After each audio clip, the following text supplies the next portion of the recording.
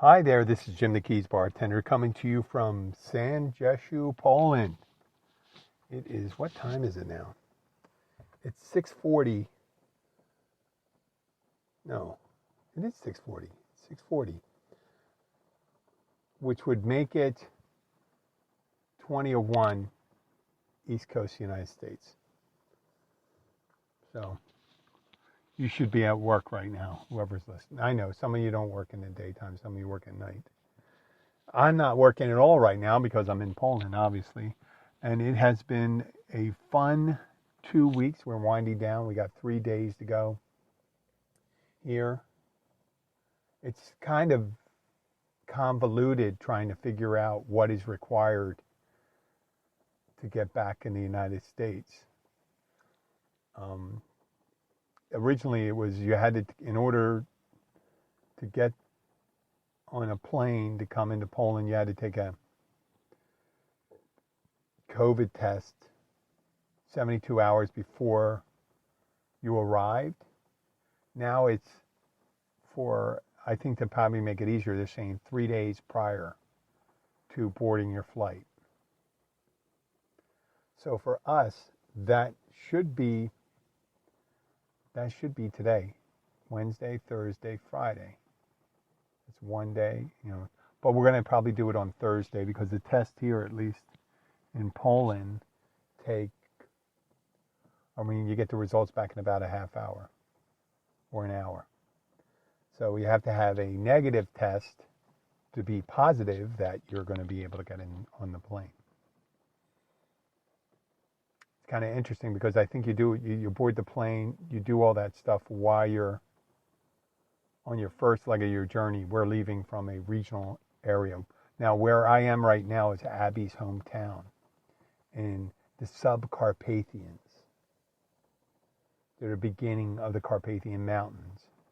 Where I was earlier in the mountains, if you see the pictures, if you go to the Keys Bartender's Facebook page and my Facebook page, Jim Horan, and on Instagram, you'll see the Atra Mountains that are part of the chain of the Carpathian Mountains. It's all in there. And the Subcarpathians are about, where we are, about 50 kilometers, 30 miles away from the Ukrainian border. It's beautiful. The experience, it's my fourth time coming here. And last time I don't even think I did much of a podcast. I was drinking a lot then. And boy, is there a lot of booze available to drink here in Poland. And it's inexpensive. Very, very, very inexpensive. So you have these bottles, half-liter bottles that are $1, very good beer, and $10 bottles of vodka, good vodka, not the plastic bottle vodkas that we have in the United States. But it has not been much of a chore because I've endeavored not to drink, so I can. You've heard me talk about it before. I just don't have that thing that a lot of people have when they're drinking. Say, hey, maybe it's not a good idea to keep on going. I'm the one that keeps on going. So I don't hold it against other people when I see it, and I don't hold it against other people that drink too much, obviously, and I don't hold it against people that can drink reasonably. I always thought that was a problem for me because I always used to kind of regret and say, boy, I wish I could do that. And, well, I've done it. I'm going to be 58 in 3 weeks. 3 weeks exactly, I think. If today is the 3rd, and it will be my birthday on Tuesday in 3 weeks. And I'll be 58. I did plenty of boozing, and I realize now that I just don't have that. A lot of times I lack that control. A lot of people have. That, where, I will take a shot, I will drink, I will keep on drinking, I will look forward to drinking, and we'll make it plans on how to drink. So it made it nice for my family too, because I'm perfect. Well, I'm the perfect designated driver when it comes to, I don't drink. I'm not saying I'm the perfect driver. The perfect driver would know all the roads down here. And that is very interesting. We'll talk about it. They have different rules here and different requirements for driving. And they have very serious driver's test here. It takes a long time. They have a very in-depth, I guess it's national. It's not like we do in the United States, state to state. I took my driver's test. I had my driver's permit when I was 15. I went to a driver's ed class, maybe, gosh, I can't even remember, maybe at most, I want to say 6 times. I remember the first time my driver's ed teacher, a teacher, Mr. McIntosh. He was my science teacher in high school, but he also did the driver's ed class. And the first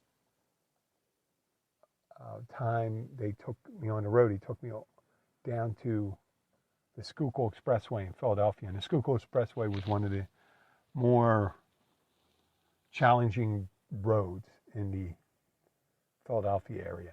But it was on a Saturday.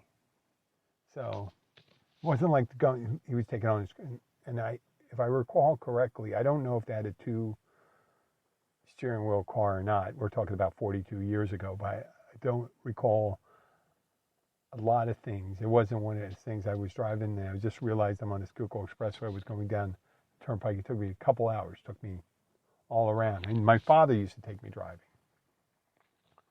But here in Poland, they just changed some of the rules. They started putting pedestrian crossings in the middle of in cities. And as soon as someone steps into a pedestrian crossing, you're supposed to stop. Now in the United States, they have them, in Florida, especially in Key Largo, they put a pedestrian crossing, but it has a light.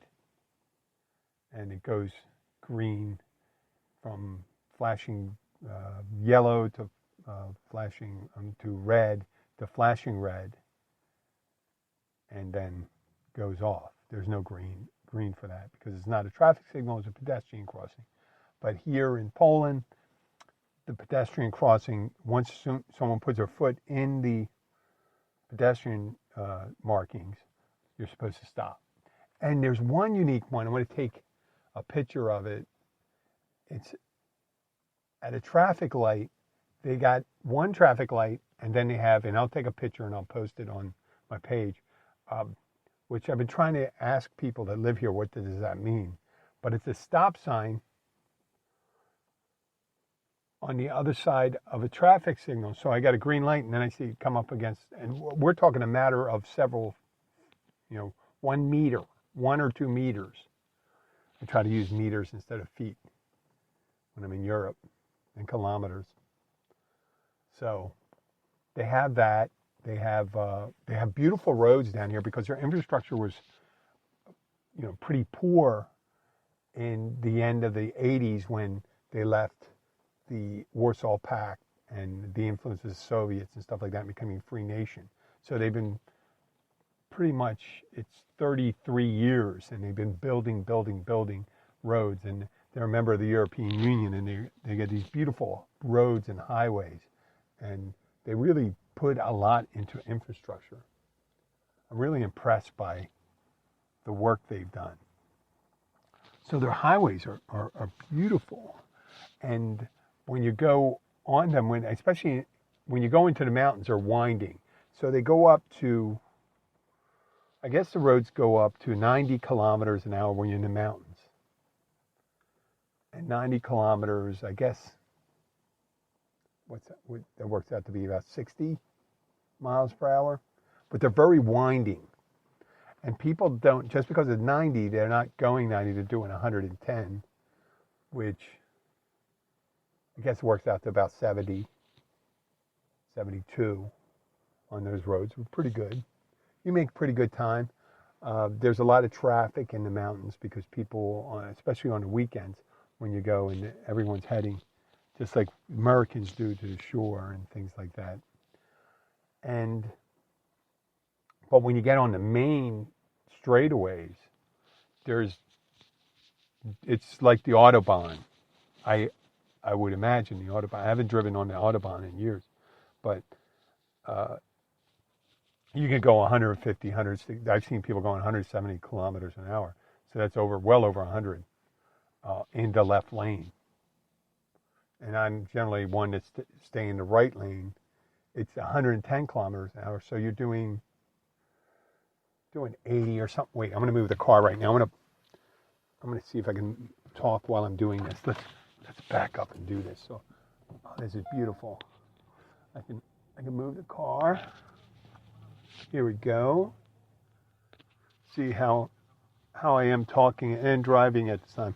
But it's not driving, right? Okay.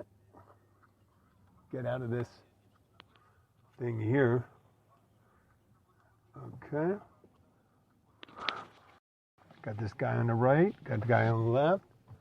Plenty of room. Huh? All right. Yeah. I'm excited about this. Yes. Coming up on the trash cans. I know you're there. Got plenty of room. There. Boom. Fantastique. Let's turn those lights off here. Here we go. Yeah. I didn't tell you what I'm doing here. I am parked outside a doctor's office. My wife is going to a woman's doctor, a gynecologist, and let me park straight. I hate having an uneven park job. Oh yeah, this worked out really good. Whoop! I am right on that trash can. Okay, that's exciting. So I'm parked outside in the city of San Jesús at in behind the parking's really tight in these old towns. If you look on my Facebook page, you'll see the town, and there's really not a lot of extra expansive parking lots when they plan them. The town itself is old, about 600 years old. Yep, 600 years old. I'm sure there were people here before, but it became a town. The history I tracked back when I was looking at the history of San Jesús was 600 years old, and there have been frequent wars going through and invasions going through, and when they invade, and a lot of times they retreat, they burn the whole town down. And yeah, it's just one of those things they did in Europe, moving across the plains. Poland I had a theory about it, and I'll discuss it a little later, maybe. If you're interested in hearing about it, because you know about my penchant, my major in college and all that, I have an interest in history, and we'll talk about that also. So we'll get back to the parking. I was talking about the driving on the highways here. So we're going, it says 110, we can go up to 100. I was doing about 140, sometimes 150 kilometers per hour, which were close to 100 miles per hour. That's nice. It's nice to be able to drive 100 miles an hour. And you see if the town's 80 miles away, or whatever, 80 is 1.6, and 32 is 112 kilometers, and doing 150, you can get there in, like 45 minutes. And and most of the people are very, I'd have to say, very polite and forgiving drivers. They don't like people doing stupid things. I understand that. But they're very good at obeying the rules and getting out of the way and tailgating. Oh, and another rule they have here, tailgating. You're not allowed to tailgate. They have very stringent rules for how closely you're supposed to follow someone, which I agree. If you're going 100 miles an hour, it kind of sucks if someone's on your ass like 10 feet off your bumper. Because if you had to stop, or if anything happened in front of you going 100 miles an hour, there's not a lot of forgiveness there. So we covered all that. I talked about the currency and the Poland's still on the zloty, zloty, and it runs close to 4 zlotys, a little less, maybe like 3.86 zlotys per dollar. And you can go, like I said, you can get beers, or like if you bought a beer in a store, it'd be like 70 cents, a big beer. You go to a restaurant, a nice restaurant, it's $4. Where in the United States, you go to a nice restaurant, it's $8 for these beers. So, and that's how I gauge it. I gauge it by the price of beer. Now, there's a lot of things that aren't cheap, like vehicles aren't, fuel isn't. It takes close to $75 to tank up. They put a lot of taxes on the fuel here, and that's how they pay for the beautiful roads in the United States. Oh, the wife's back. What's going on? No point. Okay. Hold on. The wife's back. Let me get this on. I'm doing a podcast, so what's up? Oh, okay. Because I just say you can go because it's not a girl in front of me. You got emergency though. It's going to be how long? And another 30 minutes maybe. You can go have a coffee over there in the same place. That's good. I'm doing a podcast, Okay, so I'll be another 40 minutes. I just I can walk even over there though. Yeah. Are you going over there? I can walk over there to the coffee place, you know. I'm in the middle of doing a live podcast. I love you. Bye. I've been doing it for 5 years, huh? And, I was trying to explain to Abby I was doing a live podcast because I expect she was going to be gone for like an hour. And she just came out to tell me she had an emergency, had to see someone at the doctor's office. That's the trials and tribulation of doing a live podcast. So, I'm talking about the town. The town's 600 years old. We're back there, the highways, everything. I'm not going to bore you with the highways. The town's 600 years old. A lot of in the center of town, I guess, the village is maybe 180. A lot of the buildings are from 150, 100. The buildings are 150 to 180 years old. The churches are more established, so they've been around for a long time. So the roads have been laid out, so they have very little extra space for parking. So the land they have in the center of town is the land they have. Now, when you go out of the center of town, different story. They're building houses in the style, I guess you would call them European style of home building. They don't do as big of, well, some houses do, farmhouses and things like that have nice plots of land. But a lot of times you just have little pieces of land and I think they're kind of mimicking, I'm not saying they're mimicking on purpose, but it seems to be a repeat of the suburban sprawl in the U.S. And if they don't have tight zoning laws, they're going to use up all their open space. Because it's really nice when you walk out of the town, like 15-minute walk, you'll see horses and cows and fields. And they have lovely little plots of land where people that live in the old Soviet era or communist era, collective housings, they used to have little plots of land where they could grow grow produce and things like that. And they still, my in-laws have that. And they have a little kind of cabin shed that you could go and spend a day there. So you're just not in the apartment. You can go out to these places. My father-in-law does that a lot. So get back to it. I'm going to give you a little brief thing. Since the last time I spoke to you, we were in Warsaw, where the Manco family, we went on a train trip with Carolina Manco, who is she's studying to be an oral surgeon, I think, not a dentist, an oral surgeon. she's in her, I guess she's around 23, 24. And her older sister, the one I spoke about on the flight, she's a flight attendant for LOT and also an actress. And she does a lot of uh,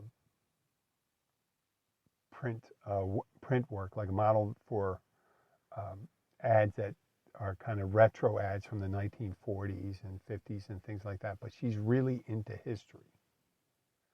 And then her brother Casper, who also lives in Warsaw part of the time, he plays on one of the numerous football clubs. I guess they call them, they keep on calling it soccer here, because I thought there they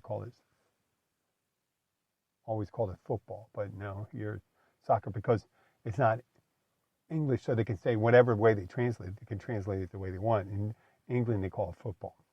So we went to Warsaw. The whole town was virtually destroyed during World War II, because you know it's the center place where the Germans and the Soviets armies met, and the Germans. There was in 2 days ago was the 77th anniversary of the uprising of Poland. 77 years ago in Warsaw. And it was started at 12 noon. And it's when they started to fight Nazi occupation. It was the idea that they knew the Soviets were going to be were pushing forward, but they weren't quite there yet. And the Germans were able to reinforce, and a lot of people didn't know about the uprising. They knew about the ghetto uprising, when the Warsaw Ghetto, and that's when the Germans were trying to clear the area inside it where they put all the Jewish families, and they were shipping them to the concentration camps. And a resistance movement happened inside the Warsaw Ghetto. But a larger one happened with the Polish Home Army on August 1st, 1944. And that was commemorated in a museum. And just this last August 1st, every August 1st at 5 o'clock, 5 p.m., the whole country, you'll hear the air raid sirens go off, and that's when everyone does a moment of silence. I thought it was 1 minute, but actually it seemed like 5 minutes. But we recognized at this time, we were at the baptism of my nephew. We walked outside. Abby and I walked outside. We heard the alarms going off, and I said to her, that's commemoration of the Warsaw Uprising. We have to stand here silent. And they do that in Warsaw, and everyone stops. And they have similar remembrances for the Holocaust and all those things where people stop. I'm sure they do it in Israel. I'm sure in other places. But it really is kind of where we were obviously, we're here in this small town. If we were on the outskirts of the small town, that would have been really interesting to see what happened in town, to see what people did. Days over. We did see people driving, because you can't really stop in the middle of the road when you're doing that, obviously, on these major thoroughfares. I would suggest people to pull over.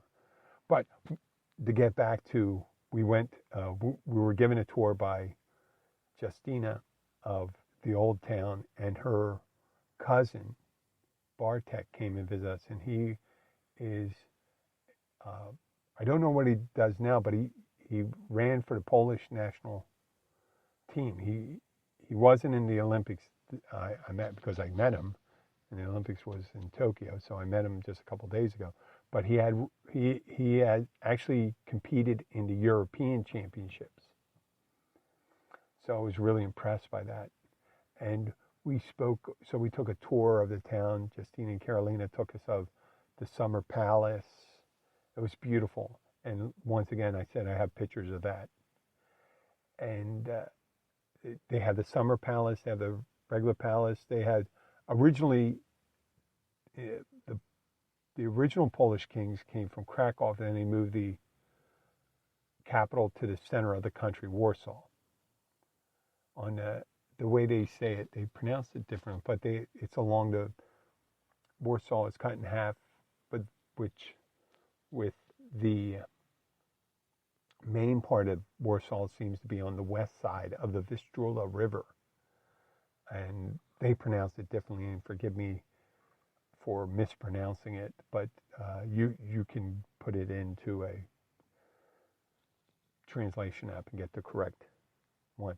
So we did all that. We looked at the old town, and they used pictures and old photos and films and recreated the architecture of Old Town. And Old Town is huge. It's a big town. Warsaw is a major city. And around it, there's a lot of the new buildings there. There's one thing was that they have so many huge skyscrapers. They're going to have the largest tower in the European Union is being constructed in Warsaw right now. But it has a beautiful, very innovative architecture there. It's definitely a world-class city with beautiful public transportation and lovely restaurants. We ate at several restaurants, cafes, and a traditional restaurant in Old Town with traditional Polish fare.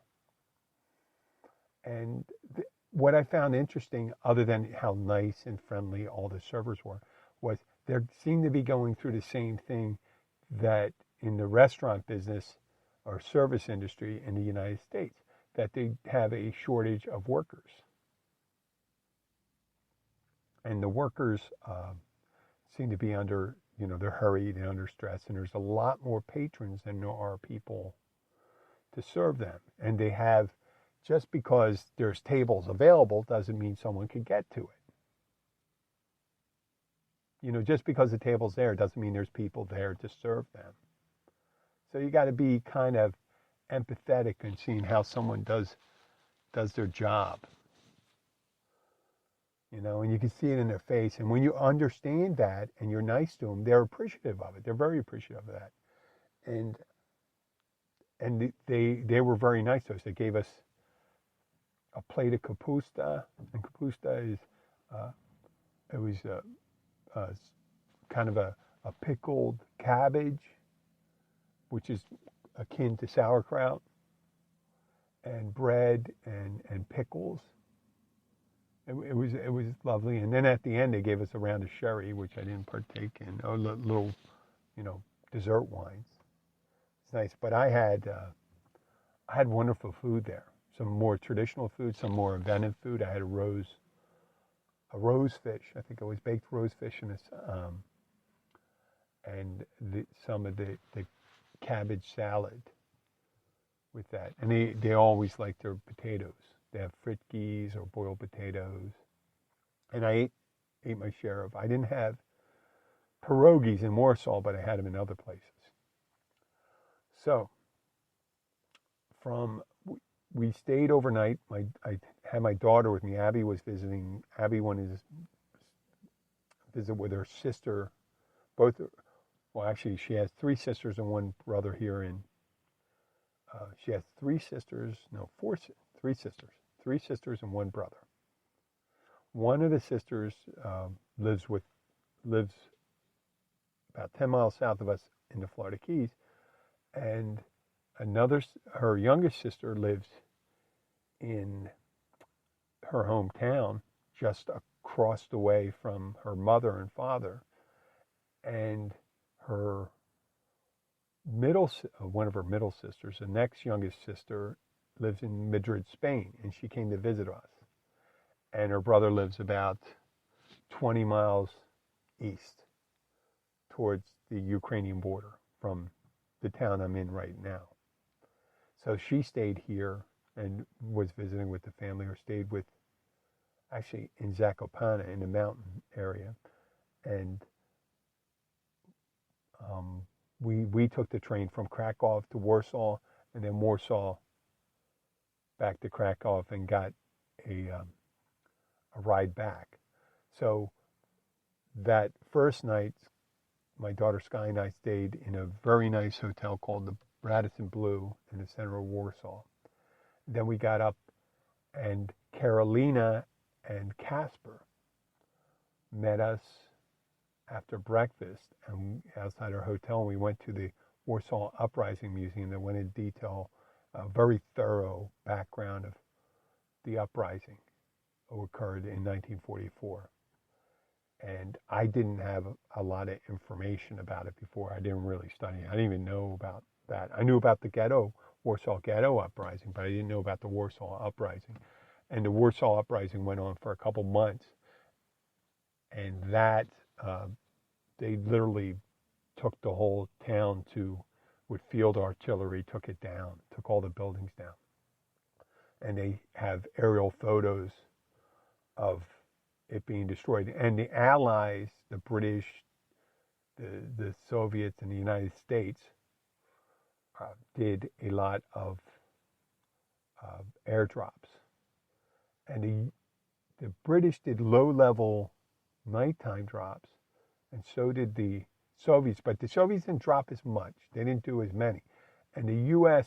was the least effective. And there's I heard, someone said the U.S. did probably just a really big drop in the middle of it. But what a lot of people don't realize is that the U.S., when they entered the war, the U.S. had planes that could fly very high. And the U.S. would do aerial bombings of Germany in the daytime. And the British did nighttime, low-level bombing of Germany. So both of them were dangerous.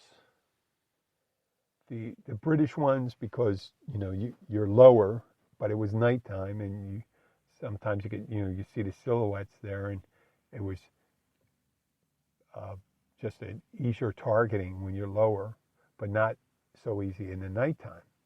And in daytime, you could see the planes, but they're way high up.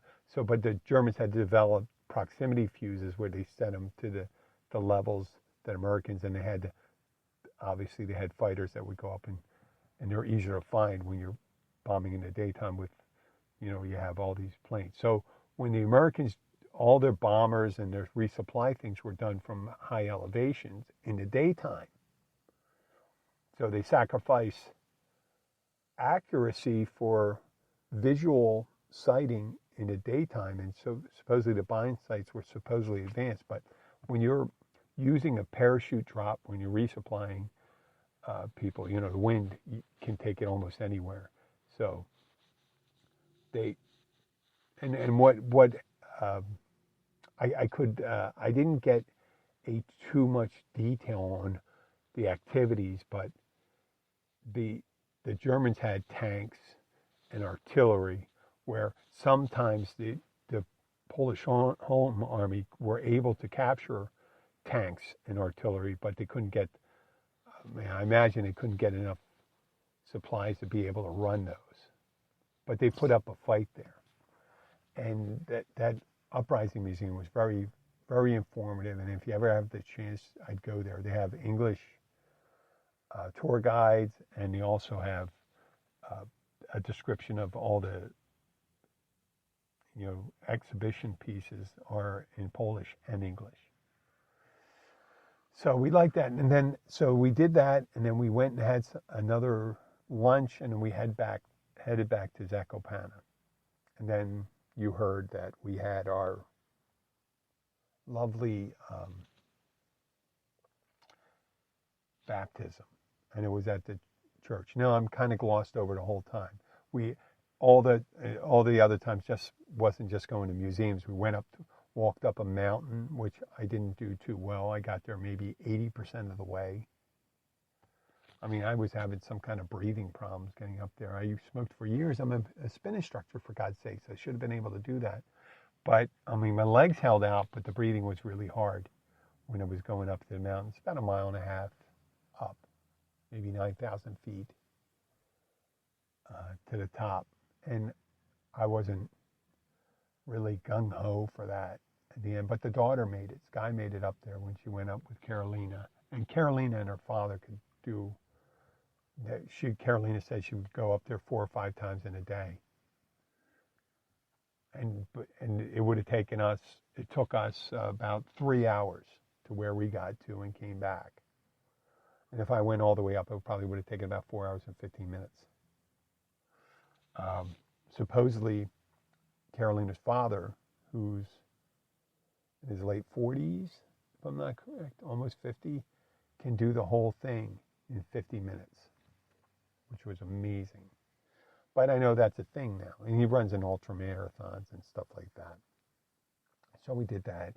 And the thing about when you go into a Polish house, a lot when you go to an Italian house or things like that, when you go to the Mancos, they would just give you tons of food. So you made homemade blueberry pierogies. They put out lovely snacks and things like that. And a lot of times we're coming from just eating. And they give you wine, a drink, beer, coffee. They have a little espresso machine. People here are very congenial and very welcoming hosts. So,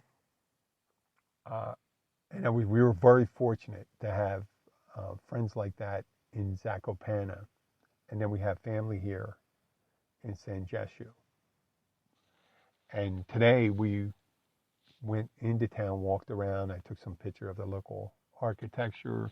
I put a little album up in there. I did a little research on the history of San Jesús. It was established in the 1400s, mid 1400s. But there was a parish. Supposedly there was a church here back in the 1300s, and I'm sure there were other people living here. And you got to remember there was like wars and invasions that occurred and stuff like that in the ensuing years, previous years and the ensuing years. And there have a lot of flux of ethnic groups through the area. Where we are in Poland, there's a lot. There was the Lithuanian Polish. Lithuanian Polish area from like the 1600s here. Lithuania was much more robust a country at one time. When I say robust, larger. And just regional. There's regional areas here, and they have different names for it. And Poland hadn't existed really as a nation until like 1919, 1920, because it was split up between the Austrian-Hungarian Empire that lasted until World War I, the Russian Empire that lasted until 1917, and then you had the Soviet Revolution, they were involved there, and then you had the Germans, you had the Swedes, they had the Northern Deluge, they call it, and it's when the Swedes invaded, that was in the 1600s. So they always had these movements of people and invasions going across, and a very dynamic and influx area of the world when you consider that there's the natural barriers are smaller rivers and not even really huge mountains, mountains that where people could make to go through in certain places. So they didn't have those barriers like we have in the United States. Or other places like Switzerland. Think of that. Think of Switzerland, right? They're surrounded by the Alps, right there, and they got some passes and stuff like that. Switzerland never really tried to expand because it's very easy. They had those mountains there to protect them. Even during World War II, there was the only country really in Europe that stayed out of it completely because of the way they're geographically formed. And the United States is much like that if you consider they had the Atlantic Ocean on one side and Pacific on the other. And where we got attacked was in our overseas possessions or non-continental regions like Hawaii, which wasn't even really a state then. It was more of a territory. And so, these countries in Middle Europe, they just see a lot. And Russia has that huge expanse of land. But even them, they had it in the 1300s. They had the Mongol invasion come out of Asia, and they took over much of Russia. And that's where you see the influence. There's a kind of certain Asian influence as you go further east. And my ancestors are Hungarian. And Hungarians came all the way out of they came out of Asia. They were horsemen, and they settled in what is now Hungary in the 10th century, or 9th century, actually. So say, when they say the 9th century, they mean 1000. When they say 17th century, they mean 1800s, things like that. So Poland was a very powerful country in the late Middle Ages, before the Reformation. As a matter of fact, they sent a big army to Vienna, I think it was Vienna, during one of the incursions by the Ottomans. And one of the big reasons why Europe wasn't overrun by the Ottoman Turks was because of the Polish army under King Casimir. I knew that from a couple of years back. But I really enjoyed my time here in Poland. I'm probably going to do one more podcast to wrap it up. We're going to Tarnów, which is further east, much closer to, we're going to Rzeszów and Tarnów. It's about 15 miles away from the Ukrainian border. I can't get into the Ukraine. I wanted to pop into the Ukraine, but because they're not in the Union, and because they're having a little trouble in their eastern part of the country. They have a little civil war going on. But we're actually closer to their west. We're right up against their western border, so we're a couple hundred miles away from that.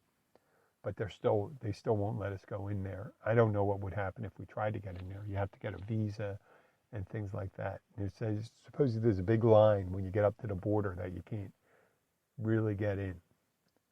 So I'm not going to mess around with that.